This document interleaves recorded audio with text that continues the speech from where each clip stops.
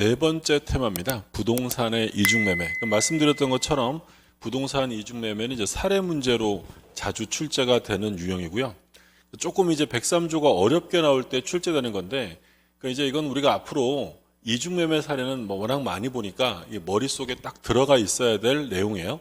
갑이 을에게 X 부동산을 매도하고 중도금을 수령한 후 다시 병과 X 부동산에 대한 계약, 이중매매 한 거죠. 자, 그럼 이제 법률 관계를 보는데 일단 내용을 좀 볼게요. 두 가지로 나눌 거야. 이중매매가 유효한 경우랑 반사회적 무효인 경우인데, 먼저 유효한 경우를 보면 을이 갑이랑 매매 계약을 했어요. 그럼 이제 매수인이 등기 청구권을 가지게 됩니다. 근데 먼저 매매 계약을 했어도 을은 등기를 안 했죠. 근데 갑이 조금 더 비싸게 산다는 사람이 보이니까 이중으로 매매하고 소유권을 병에게 등기 넘겨준 거야. 근데 일단 여기 나온 것처럼 이중 매매는요, 계약금만 받은 상태에서는 문제 삼지 않습니다. 왜요? 계약금은 뭐죠? 계약금은 해약금으로 추정되기 때문에 갑이 만약에 계약금만 받은 상태였다면 배액상환하고 해지하면 아무 문제가 없는 거야. 근데 얘가 계약금만 받은 게 아니라 중도금 이상을 받았다. 중도금을 받았다 또는 잔금까지 다 받았는데 등기를 병에게 넘겨주었다. 이게 부동산의 이중매매예요. 그럼 이렇게 부동산 이중매매 했을 때 이게 문제는 원칙이 유효냐 무효냐가 문제겠죠. 원칙은 자유경쟁의 원칙상 이중매매는 유효합니다. 따라서 이 병은 소유자에게 산 것이기 때문에 선악을 불문하고 소유권을 취득할 수 있어요. 자, 그러면 이제 병이 소유자가 돼버리면 갑의 을에 대한 소유권 이전 의무는 이제 이행 불능입니다. 이중매매가 유효한 경우에요, 소유권 이전은 불능이다. 그럼 이제 을은 어떻게 해야 돼요? 병한테 등기가 넘어가는 순간 을에게 소유권 이전해 주는 건 이미 끝나버리고 못하는 거야. 불능이죠. 그러면 을은 더 이상 기다릴 필요도 없죠. 즉시 계약을 해지합니다. 즉시 해지하고 손해배상을 청구할 수 있다. 그러니까 여기서 이제 우리 계약법에서 나오는 중요한 내용이죠. 불능의 경우에는 최고를 할 필요가 없죠. 이게 만약에 이행지체라면 상당한 기간을 정해서 최고하고 그리고 이행 안 하면 해지하는 거지만, 불능은 그런 거 없어요. 이행기를 기다릴 필요도 없죠. 등기 넘겨주기로 한 날짜까지 기다린다는 건 의미가 없고요. 자신의 반대급부를 이행 제공할 필요도 없습니다. 그래서 불능이 되면 이중매매가 유효할 때는 즉시 해지하는 거예요. 자, 그리고 두 번째, 을은 손해배상 채권을 가지고 유치권을 행사할 수 있느냐? 안 됩니다. 그러니까 지금 여기서 을이 갑한테 만약에 대금을 다 주고요, 부동산은 인도받은 상황이에요. 근데 등기는 누구한테 갔다? 병. 그럼 소유자가 병이니까 병이 을한테 제 거니까 주세요라고 인도를 청구하겠죠? 그럼 여기서 이 을이 나 손해배상 받아야 되는데 손해배상 안 해주면 이 부동산 아무에게도 못 줘라고 유치권을 행사할 수 있느냐? 그걸 묻는 거야. 그러면 우리가 유치권은 요건 중에 제일 중요한 요건이 뭐냐면 채권과 목적물 사이에 결련성이 있어야 돼요. 근데 이 손해배상 채권은 목적물에서 나온 것이 아니라 갑의 의무 위반으로부터 나왔기 때문에 이 부동산에 대한 유치권을 행사할 수 없다라는 거예요. 우리 유치권에서 봤던 거 같이 한번 묶어서 정리해 두시고요. 이게 이제 첫 번째 페이지가 이중매매가 유효할 때의 문제입니다. 그럼 두 번째는 이중매매가 반사회성을 띠어 무효가 되는 경우예요. 자, 그럼 똑같은 그림이죠. 이중매매로 등기가 넘어갔어요. 근데 이중매매는 원칙적으로 유효인데 이 등기가 넘어간 것이 병이라는 제2 매수인이 갑의 배신적 행위에 적극 가담을 했다는 거야. 그럼 적극 가담이라는 건 우리 판례가 뭐라고 표현하냐면 알고서도 요청한 정도를 말합니다. 그러니까 적극 가담이라고 표현할 수도 있지만 요청했다는 표현을 쓸 수도 있어요. 그럼 적극 가담했다, 요청했다, 권유했다 이런 말 나오면 이건 사회질서 위반으로 무효가 됩니다. 그럼 이게 무효가 되면 을은 이제 소유권을 넘겨받을 수 있게 된 거죠. 그러면 소유권을 넘겨받으려면 이 등기부터 어떻게 해야 돼? 말소시켜야 됩니다. 그러면 부동산 이중매매에서 가장 기본적인 건 을이 병의 등기를 말소시킬 때 자기가 직접 말소를 구할 수 있느냐 아니면 갑을 대위해야 되느냐 문제죠. 우리 판례는 어떻게 한대? 대위 말소. 직접은 안 됩니다. 왜 직접 안 되냐면 이 등기 청구권은 채권이잖아요. 채권적이니까 자기와 아무 상관없는 병에게 직접 말소를 구할 권리는 없어요. 또한 을은 소유자가 아닙니다. 등기한 적 없잖아. 그러니까 소유권을 취득한 적이 없으니까 얘가 무슨 소유권에 대한 등기에 말소를 청구한다? 있을 수 없고요. 마찬가지예요. 진정명의 회복을 원인으로 한 이전 등기 이런 거 못 구합니다. 진정명의 회복을 원인으로 한 이전 등기나 소유권에 대한 말소는 소유권자가 하는 거니까 을은 할 수 없어요. 자, 두 번째. 그러면 이 을이요. 나는 등기 청구권이라는 채권을 가지고 있는데 너희들의 이중매매는 나의 채권을 침해하는 것이야 라고 하면서 채권자 취소권을 행사할 수 있느냐요? 할 수 없다. 이것도 중요한 거죠. 왜 할 수 없느냐? 우리 시험 범위는 아닌데 민법 406조에서 규정하는 채권자 취소권이란 금전 채권을 보존코자 하는 경우야. 얘가 가지고 있는 건 돈 빌려준 게 아니잖아요. 특정 채권이기 때문에 이런 경우에는 채권자 취소권 행사가 될 수 없어요. 근데 말씀드린 것처럼 채권자 취소권이 시험 범위가 아니에요. 그러니까 왜 안 되느냐? 요건 같은 건 시험에 나올 수 없어요. 나온 적도 없고. 그럼 뭐만 기억하시면 된다? 채권자 취소가 되냐 안 되냐만 기억하면 돼요. 우리 시험 범위에서 지금까지 채권자 취소권이 되는지를 물어보는 게 딱 두 군데서 나와요. 첫 번째 어디? 이중매매. 그럼 이중매매에서는 뭐라고 꼬드기거나 유혹해도 넘어가시면 안 돼. 이중매매 사례가 나오면 무조건 채권자 취소권은 안 됨. 이게 끝이에요. 또 한 번 어디서 나오냐면 비정상적 의사표시에서 통정허위 표시가 있었죠. 통정허위 표시는 무효라 하더라도 채권자 취소권의 대상이 된다라고 나옵니다. 두 번 나와요. 이중매매에서 한 번. 얘는 절대 안 돼. 두 번째는 통정허위 표시에서는 채권자 취소권 행사할 수 있다라고 나옵니다. 기억해 두셔야 되고, 자, 그러면 을이요.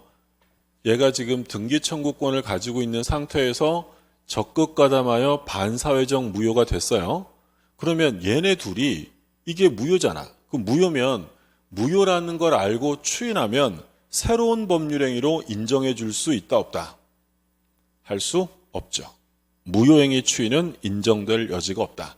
우리가 지난 테마에서 무효행위 추인이 안 되는 거 있었어요. 무효행위 추인이 안 되는 거 뭐 있었어요? 103조, 104조, 강행법 위반, 반사회적 불공정 강행법 위반은 추인한다고 해서 유효가 될 수 없다라는 것이 판례 입장이에요. 자, 그런데 지금 이 병이라는 애가 적극 가담해서 등기했다는 건 을의 채권이 존재한다는 사실을 알면서도 침해한 거야. 그러면 을은 병에게 불법행위 손해배상을 청구할 수는 있겠죠. 얘가 불법행위 저지른 거니까. 근데 채무불이행은 나올 수 없죠. 얘랑 무슨 계약을 한 게 아니니까 을은 불법행위 손해배상을 청구할 수 있어요. 그리고 이제 원래는요, 사실 여기 좀 논리적 모순이 있는 부분인데 적극 가담해서 반사회성을 띠게 되면 얘네들은 불법 원인급여가 적용될 거예요. 그러면 원칙적으로 갑은 돌려받을 수 없잖아요. 근데 돌려받을 수 없는데 우리 판례는 을이 갑을 대위해서는 말소를 구할 수 있다라고 합니다. 갑이 말소를 구할 수 없는데 을이 갑을 대위해서 말소를 구할 수는 있대. 논리적인 모순이에요. 근데 이제 이건 어쩔 수 없고 우리 판례 입장대로 기억을 할 수밖에 없어요. 그래서 소유권을 귀속받아갈 사람이 따로 존재하고 있다면 얘는 갑을 대위하여 등기 말소를 구할 수 있다. 논리적 모순이지만 그렇게 정리를 해두실 수밖에 없습니다. 기억하시고, 자, 그 다음에 병이라는 사람이 A의 대리인으로 가담했대요. 그러니까 예를 들어 A가 본인인데 얘는 그럼 대리인이네요. 자, 이것도 역시 나왔던 우리 테마 앞에서 나왔던 거죠. 근데 본인은 전혀 몰랐대요. 그러면 유효다, 무효다? 그래도 무효. 우리가 대리 파트에서 공부 또 하겠지만 대리인을 통한 법률행위에서 의사표시의 흠결이나 하자의 기준이 되는 사람은 누구라고 했냐면 대리인이에요. 대리인. 기준은 대리인, 본인이 아니다. 그러니까 설령 본인이 몰랐어도 대리인이 적극 가담했다고 써 있으면 이건 볼 것도 없이 반사회적 무효다라는 거야. 그래서 적극 가담 나오면, 가담했다는 말 나오면 반사회적 무효라고 생각하시면 되고요. 자, 근데 이제 적극 가담한 병이 정한테 팔았대요. 제3자가 나왔네. 그럼 제3자 정은 이게 적극 가담된 부동산이라는 걸 모르고 샀다. 그러면 얘는 소유권을 취득할 수 있느냐? 할 수 없죠. 절대적 무효라서 정은 소유권 취득이 불가하다. 따라서 정은 갑과 병의 계약이 유효라고 주장할 수 없어요. 근데 참 공교롭게도 우리 시험에서요, 이중매매 사례가 나오면 거의 정답 지문은 정이었어요. 그러니까 옳은 지문은 이러면서 정답은 정은 선이라도 소유권을 취득할 수 없다. 정답 지문으로 내고, 틀린 지문 고르세요라고 한 다음에 선의의 정의 권리를 취득할 수 있다. 틀린 지문. 거의 정답을 예에 맞춰서 출제를 많이 했어요. 그러니까 요건 이제 부동산 이중매매가 반사회적 행위일 때 요 정도 정리해 두시면 됩니다. 근데 이런 이중매매는 매매에만 적용되는 것이 아니라 다른 법리에도 동일하게 적용돼요. 예를 들어 갑이 을하고 매매를 했는데 병에게 증여했대. 그러면 증여를 통해 등기했다면 원칙은 선악불문 취득이겠죠? 근데 뭐 했다면? 적극 가담하면 반사회적 무효. 또 우리 취득쇼에서 봤죠? 취득쇼를 완성했는데 완성 후에 소유권 이전 등기가 넘어갔어요? 완성 후에자에게 대항할 수 없습니다. 그런데 그 등기 명인이 적극 가담했대. 그러면 반사회적 무효예요. 대의말소할 수 있는 거죠. 또 저당권 설정을 했는데 이미 매도된 부동산에 저당권 설정을 했다. 예를 들어 갑이 을하고 매매 계약을 하고요. 대금도 받았는데 아직 등기는 매도인에게 있대요. 근데 병이라는 사람이 갑에게 돈 빌려주고 이 부동산에 저당권을 설정한 거예요. 그러면 이 저당권은 원칙적으로 유효냐 무효냐라고 물으면 뭐겠어요? 유효죠, 유효. 저당권은 유효. 선악을 불문하고 유효합니다. 얘가 소유자 맞잖아요. 근데 만약에 단순히 악이었던 게 아니라 얘가 이 사람의 행위에 뭘 하게 되면 적극 가담했다. 이미 매도된 부동산임을 알면서도 꼬드겨서 가담해서 저당권 등기했다면 이 저당권은 그때는 무효가 됩니다. 그러니까 매매뿐만 아니라 다 동일하게 적용되고요. 우리 판례는 이중임대차에도 똑같이 적용한다고 하죠. 이중임대차. 임대차 계약하고 또 이중으로 임대차한 거야. 근데 두 번째 임대차 내가 적극 가담했다면 그건 무효가 된다. 동일한 법리가 적용됩니다. 자, 그러면 볼게요. 원칙적으로 선악을 불문하고 유효하다. 이게 원칙이에요. 그러면 병이 소유자가 되고요. 갑의 을에 대한 소유권 이전 의무는 이행 불능이 되는 거죠. 그러면 을은 더 기다릴 수 없다. 계약을 어떻게 한다? 해제하고 손해배상 청구하는데 이건 불능으로 인한 해제니까 뭐가 필요 없다고요? 최고, 이행기. 그렇죠? 그래서 뭐 여기서 해제할 때는 최고를 할 필요도 없고요. 이행기를 기다릴 필요도 없고 자신의 반대급부를 이행 제공할 필요도 없다. 이건 지체가 아니라 불능이기 때문이죠. 그 다음에 무효인 경우입니다. 자, 어떤 단어가 눈에 확 들어와야 돼? 적극 가담이에요. 권유, 요청 다 같은 말이에요. 이렇게 되면 반사회적 무효가 됩니다. 그러면 반사회적 무효가 되면 원칙적으로 불법 원인급여가 되어서 갑이 병에게 말소를 구할 수 없는 것이 원칙이에요. 이게 원칙입니다.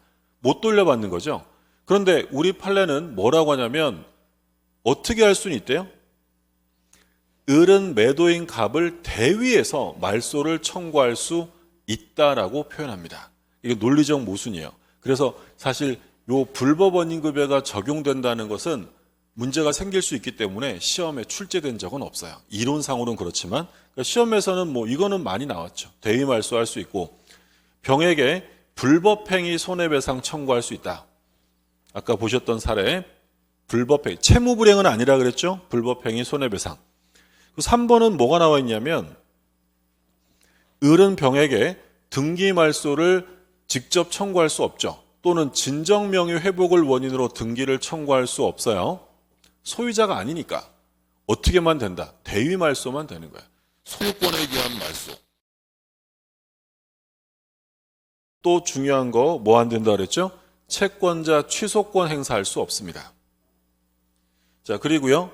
갑과 병의 매매 계약은 절대적 무효죠. 절대적 무효. 시험에 가장 많이 정답 지문으로 처리되었다는 것이 요거죠. 당해 부동산을 이 매수인 병으로부터 전득한 제3자. 아까 우리가 봤던 그림에 따르면 정입니다. 정. 정은 선이라도 권리를 취득하지 못한다. 즉 선의의 제3자는 갑과 병의 계약이 유효라고 주장할 수가 없다라는 거예요. 자, 이중매매 사례 사실 양이 많지 않아요. 이중매매 사례는 두 가지로 나눕니다. 유효한 경우랑 반사회적 무효인 경우랑 나눠서 보시고. 자, 그럼 문제 한번 볼게요. 25회 기출입니다. 갑이 자신의 부동산을 을에게 매도했는데 그 사실을 아는 병이 뭐 나왔어요? 배임행에 적극 가담했다라고 나와 있네요. 그럼 적극 가담했다면 갑과 병의 이중매매 계약은 어떠하다? 무효입니다. 무효. 자, 그러면 틀린 거 찾으래요. 갑과 병의 계약은 무효죠. 적극 가담했으니까. 그러면 을은 병에게 소유권 이전 등기를 청구할 수 없죠. 을이 병한테 직접 등기를 청구할 법적 근거는 전혀 없죠. 을은 갑이랑 계약한 거지 병이랑 한 게 아니니까. 그러면 을은 갑을 대위해서 병에게 말소를 청구할 수 있다. 그렇죠. 직접 말소를 구할 수는 없어요. 직접은 안 되고 대위해야 되고. 4번 병으로부터 부동산을 전득한 정이 선의이면 소유권을 취득한다. 못한다고 했죠. 4번 정답. 말씀드린 것처럼 우리 기출문제는 거의 정답이 정의 취득하는지를 묻는 게 많이 나왔어요. 그 다음에 5번은 뭐예요? 채권자 취소권 되냐? 안 됩니다. 채권자 취소권은 이중매매에서는 무조건 안 되고 어디서 된다? 통정허위 표시에서는 가능하다. 자, 2번. 갑은 부동산을 을에게 매도하고 계약금 중도금 받았고요. 자, 또 뭐 나왔어요? 적극 가담 나왔네. 그럼 똑같은 반사회적 무효를 묻겠다는 거야. 자, 틀린 거 찾으랍니다. 1번. 을은 병에게 소유권 이전 등기를 직접 청구할 수 없죠. 아무런 근거가 없어요. 을이 병에게 등기를 직접 청구할 근거는 없고. 2번. 을은 병에게 뭘 청구할 수 있다? 불법행위 손해배상 청구할 수 있다. 맞습니다. 3번. 갑은 계약금의 배액을 상환하고 계약을 해제할 수 없다. 배액 상환 해제. 이게 계약금 해제죠. 계약금 해제는 계약금만 받은 상태에서는 할 수 있는 거지만 이행의 착수, 매수인이 중도금을 지급했다. 이런 경우에는 계약금 해제가 나올 수 없어요. 우리 처음 사례 볼 때 이중매매를 논의한다는 것 자체가 기본적으로 뭐예요? 계약금 해제는 나올 수 없다 그랬죠. 왜냐하면 계약금만 받은 상태에서는 이중매매가 문제되지 않는다라고 했고. 4번.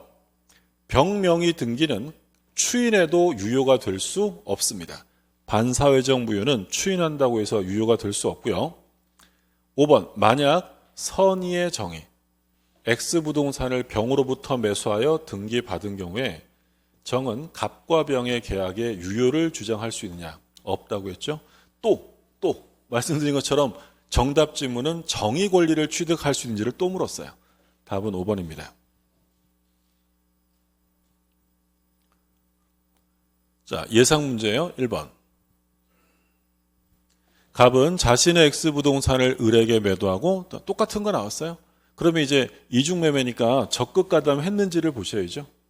했네요. 반사회적 무효입니다. 이때 을에게 제1매수인 을에게 인정되는 권리를 모두 고르래요. 기억, 병에 대한 부당이득 반환. 이건 나올 게 없죠. 부당이득이라는 문제는 생길 여지가 없고요. 니은 병에 대한 소유권 이전 등기 청구. 을이 병에게 소유권 이전 등기를 청구할 계약관계가 있는 거 아니죠. 할 수 없어요. 자, 병에게 뭘 할 수 있다? 불법행위 손해배상은 청구할 수 있는 거죠. 불법행위는. 그 다음에 4번. 그러니까 여기서 손해배상은 채무불이행 말하면 안 돼요. 불법행위 손해배상이라고 생각하시고. 4번. 갑을 대위해서 말소를 청구한다. 맞습니다. 5번. 갑과 병 사이에 매매계약에 대한 채권자 취소권은 나올 수 없죠. 자, 그러면 행사하는 건 디귿과 리을이네. 답은 2번이네요. 보셨고요. 자, 그 다음에 자, 여기까지가 이제 테마 4번 103조 관련되는 이중매매예요. 그러니까 이중매매는 양이 얼마 안 되니까 좀 짧게 끝나고 불공정행위도 양이 얼마 안 되니까 짧게 끝날 거야. 그래서 일단 요번 테마는 여기까지 보고 바로 이제 5번 테마에서 불공정행위를 이어서 보도록 하겠습니다.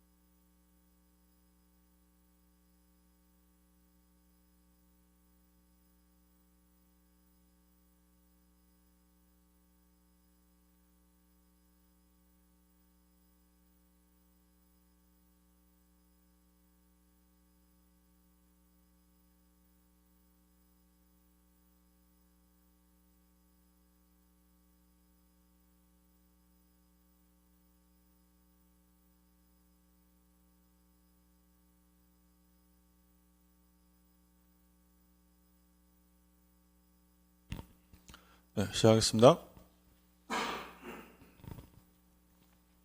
자, 안녕하세요. 테마 5번째입니다. 불공정한 법률행위예요. 불공정한 법률행위는 조문을 잠깐 볼게요. 104조 당사자의 궁박, 경솔 또는 무경험으로 인하여 현저하게 공정을 잃은 법률행위는 무효로 한다. 이걸 줄여서 폭리행위라고 불러요. 근데 일단 이 104조의 입법상의 지위는 우리가 103조를 봤어요. 103조는 추상적 규정이죠. 선량한 풍속, 기타 사회 질서에 반하면 무효로 한다. 그런데 지금 보는 이 104조는요.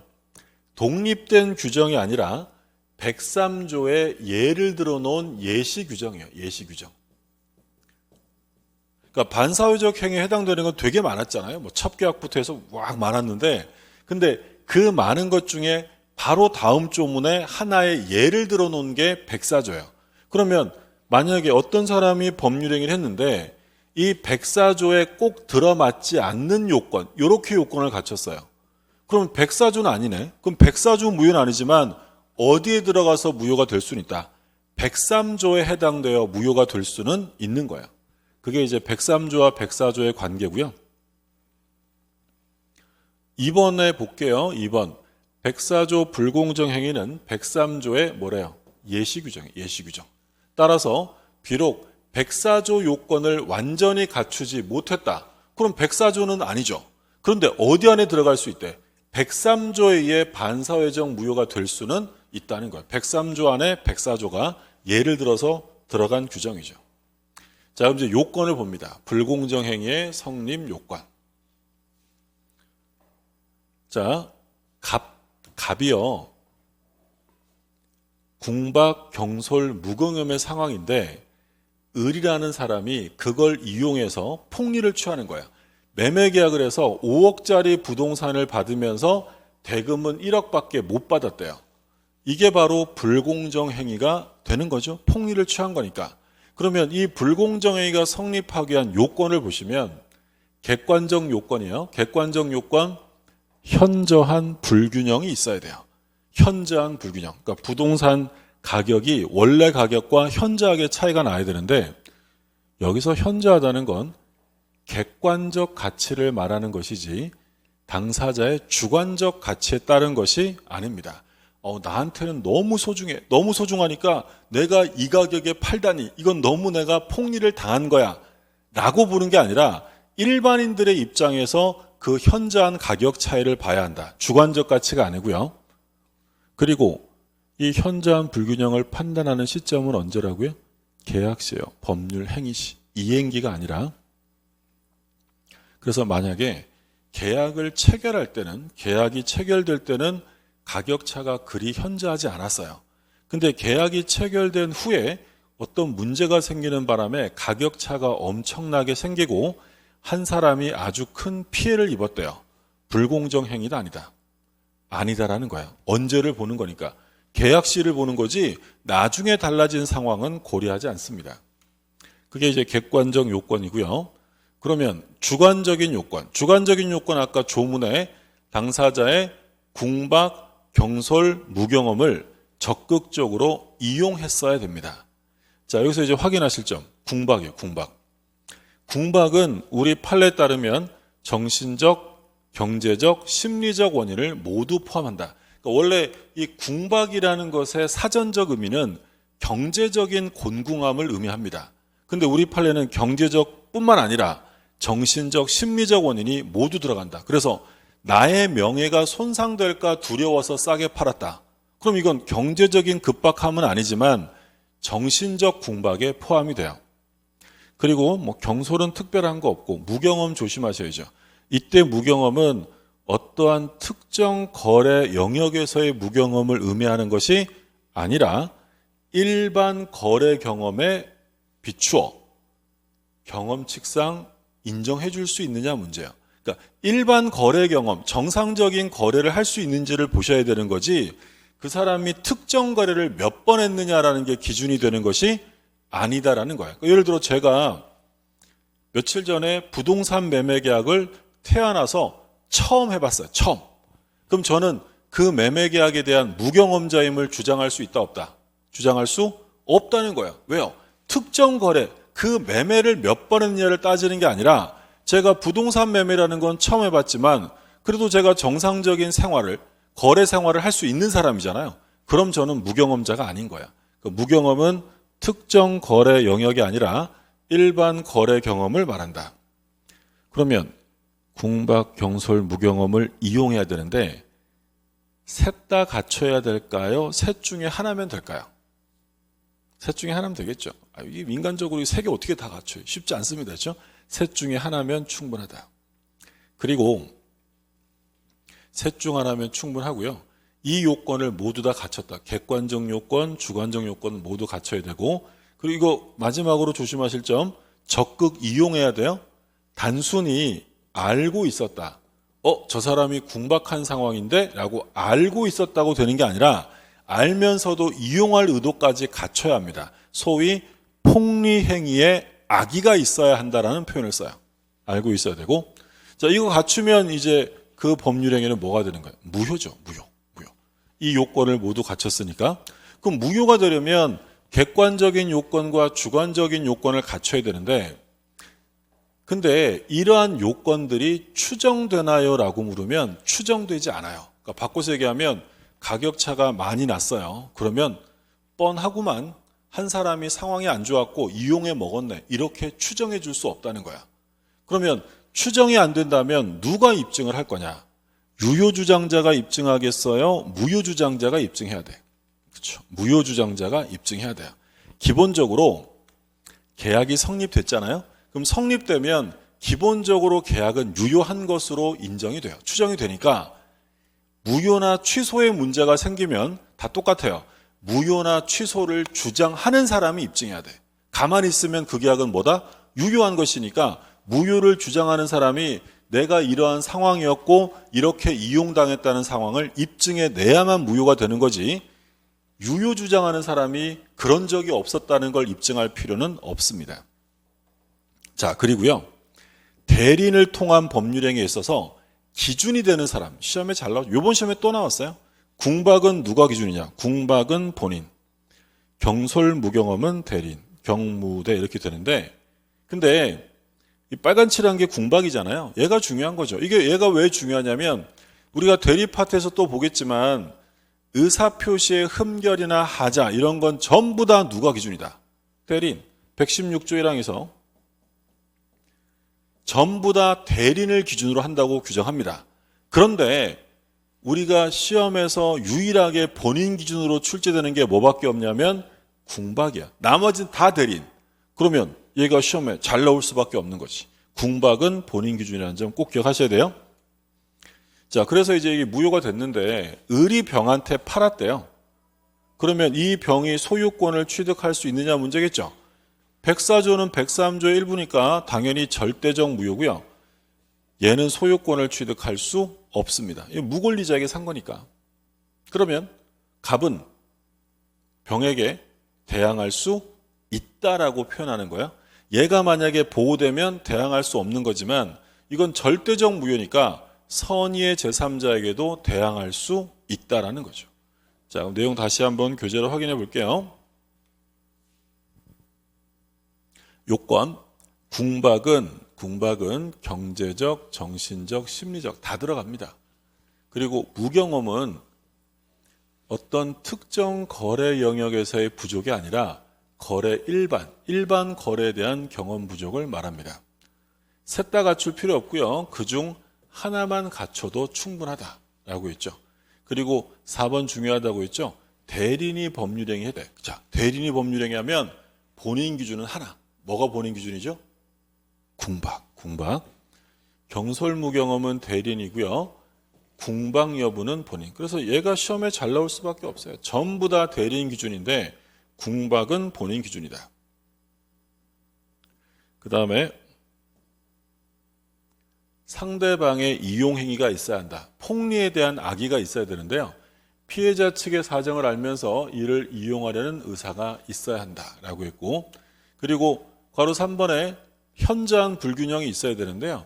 이때 현저한 불균형에 대한 개념은 단순히 배율로 판단할 문제가 아니다. 그러니까 몇 배 이상이다라고 단정할 수는 없는 거예요. 이건 법원이 사건마다 판단할 것이지 현저하다는 건 몇 배 이상을 의미한다. 그런 건 없어요. 이게 판례 입장이고, 일반인의 사회 통념에 따라 사안마다 판단한다라고 했고요.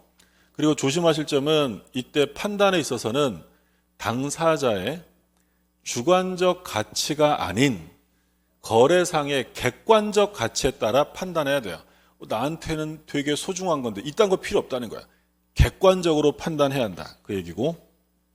자, 그 다음에 판단 시점 언제래요? 법률 행위시, 계약 체결 시입니다. 그래서 뒤에 쭉 나오죠. 계약 체결 당시에는 불공정한 게 아니었는데 사후에 급격한 변화가 생겨서 한 사람이 큰 손실을 입었대요. 불공정이도 아니다. 아니라는 거예요. 언제만 보기 때문에. 계약 체결 시를 기준으로 하기 때문이에요. 법률행위 시를 기준으로 한다. 자, 입증 책임. 자, 요건이 추정되지 않는다 그랬어요. 추정되지 않기 때문에 누가 입증을 해야 한다? 무효주장자가 요건을 입증해야 합니다.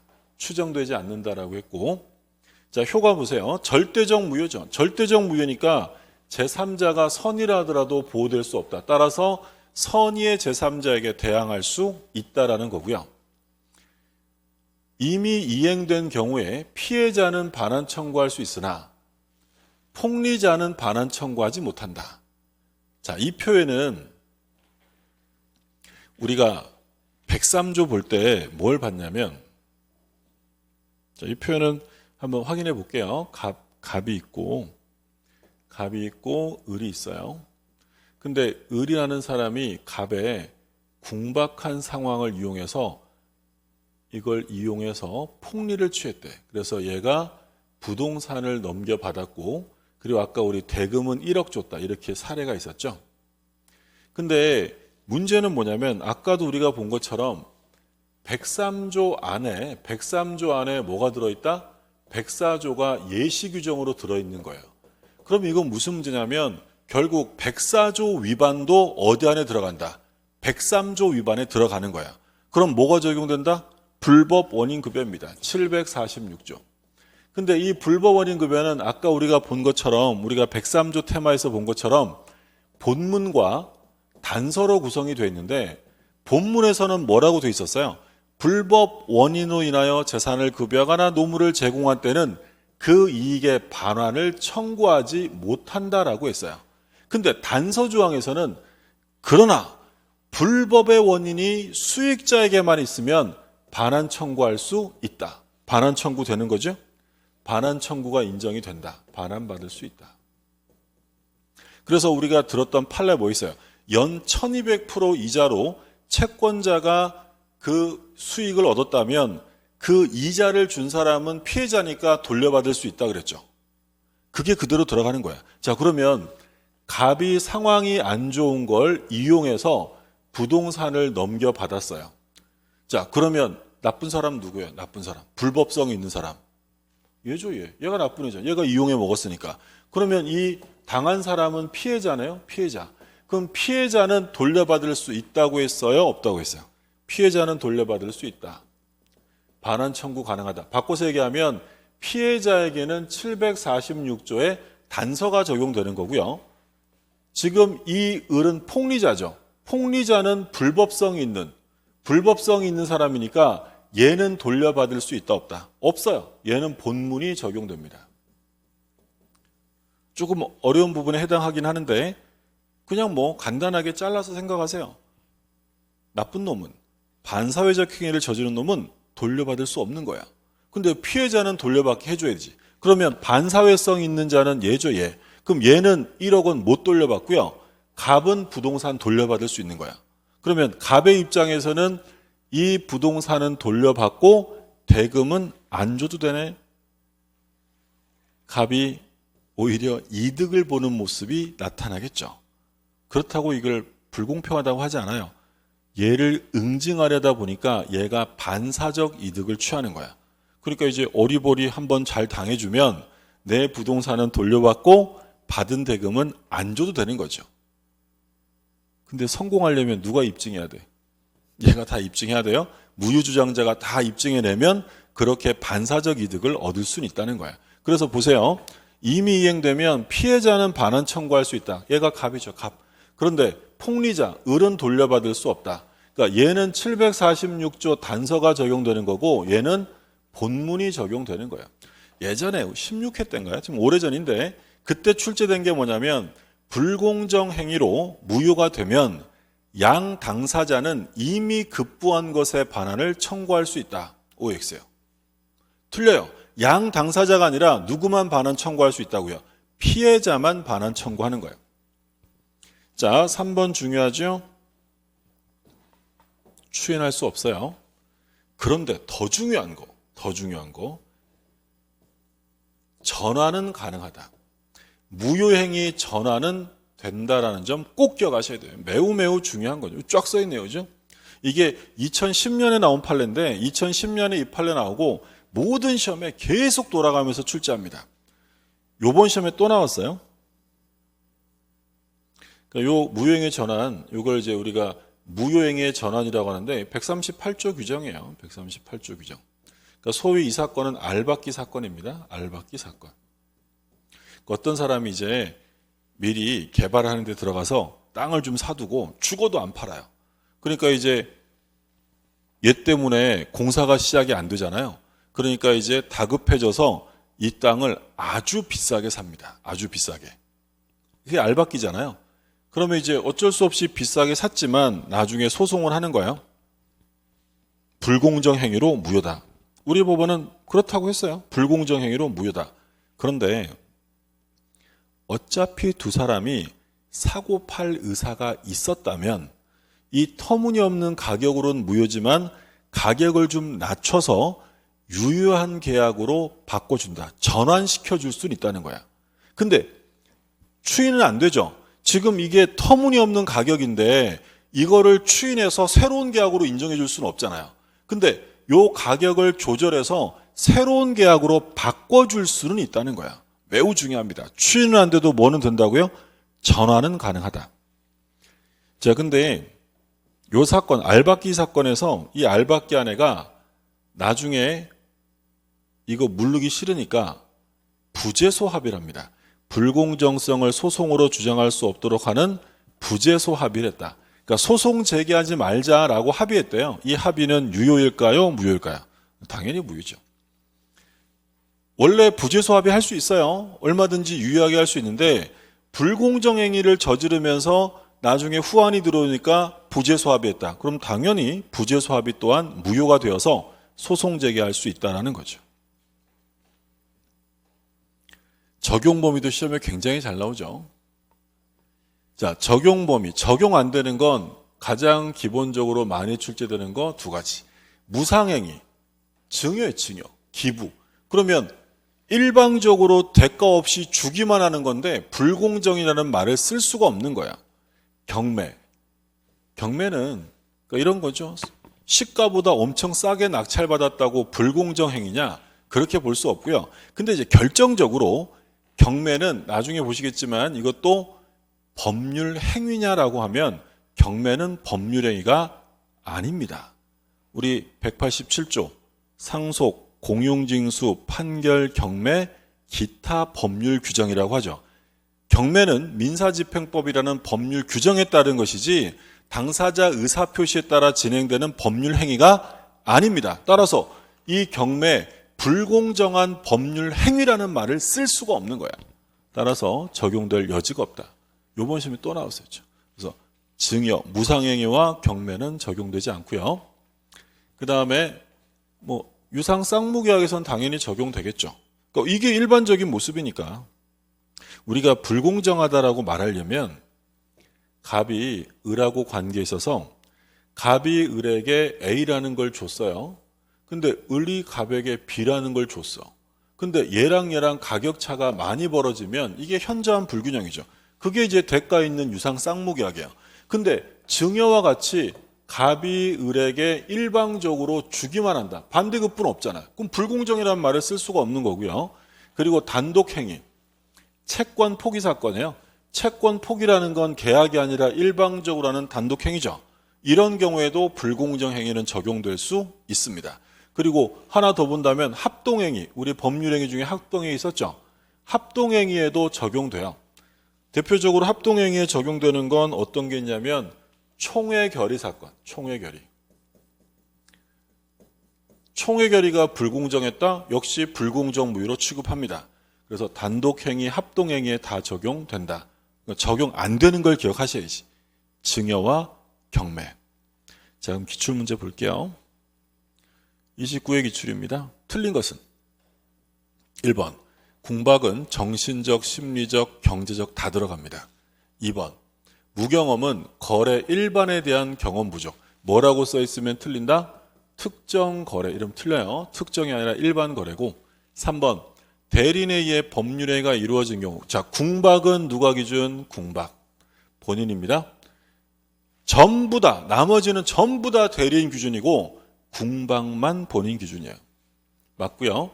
4번 급부와 반대급부 사이에 현저한 불균형이 존재하는지는 특별한 사정이 없는 한, 자, 언제를 기준으로 판단한다? 법률행위 당시. 이행기가 아닙니다. 법률행위시고요. 자, 5번 급부와 반대급부 사이의 현저한 불균형은 피해자의 궁박, 경솔, 무경험의 정도를 고려하여 당사자의 주관적 가치가 아니라 거래 일반의 객관적 가치에 따라 판단해야 한다고 했죠. 정답은 5번이네요. 자, 그 다음에 2번 옳은 것입니다. 1번 불공정한 법률행위도 무효행위 전환에 관한 법리가 적용될 수 있다. 자, 매우 중요하다고 강조한 거죠. 우리 이번 시험 문제네요. 이번 시험 문제. 2번 경락대금과 목적물 시가. 그럼 뭐 있다는 거예요? 경매죠, 경매. 그럼 경매의 경우에는 불공정위가 성립할 수가 없고요. 3번 급부와 반대급부 사이에 현저한 불균형이 있는 경우 원칙적으로 그 불균형 부분에 한하여 무효가 된다. 이 부분 뒷부분 틀렸죠. 우리가 나중에 보겠지만 법률행위를 했는데 일부분에 무효가 있으면 그건 기본적으로 전부 무효인 거지 불균형 부분만 한해서 무효가 되는 건 아니죠. 4번 대리인에 의한 법률행위를 했어요. 궁박은 누가 기준? 얘는 본인. 무경험은, 경솔무경험은 대리인 기준이죠. 틀렸어요. 틀렸고 궁박은 본인 기준이다. 그 다음에 5번 계약의 피해 당사자가 급박한 공궁 상태에 있다면 그 상대방에게 폭리행위의 악의가 없더라도 불공정위가 되느냐? 안 돼요. 반드시 폭리행위에 대한 악의, 적극적으로 이용할 의도가 있어야 한다는 얘기죠. 그래서 옳은 지문은 1번만 옳은 지문. 알박기 사건, 무효행위 전환 매우 중요하니까 꼭 기억하셔야죠. 그 다음에 이제 예상 문제 볼게요. 틀린 것입니다. 1번 궁박은 급박한 곤궁을 의미하지만 반드시 경제적 궁박에 제한하진 않죠. 맞습니다. 2번 법률행위가 현저하게 공정을 잃었다 하여 곧 그것이 궁박, 경솔 또는 무경험으로 이루어진 것으로 자 뭐예요? 추정되지 않아요. 추정되지 않으니까 무효주장자가 입증을 해야 되는 거죠. 3번 불공정행위가 성립하기 위한 요건은 궁박, 경솔, 무경험 중 그 중 하나만 갖춰도 충분하다.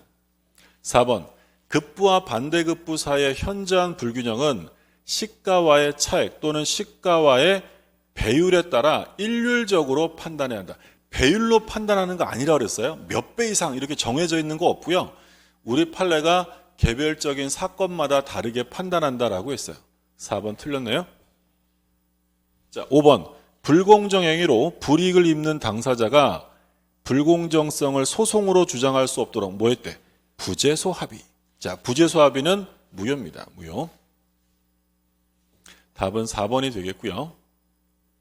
그 다음에 2번 옳은 것입니다. 옳은 것. 1번 급부와 반대급부 사이에 현저한 불균형을 판단함에 있어서 피해 당사자의 궁박, 경솔, 무경험 정도는 고려함 없이 거래 객관적 가치에 의하여 판단해야 한다. 같이 고려해야죠. 지금 여기 뭐라고 했어요? 피해 당사자의 궁박, 경솔 또는 무경험 정도는 고려하지 않는다고 있는데 이 부분이 틀렸죠. 그러니까 지금 1번 해설에 이렇게 나와 있죠.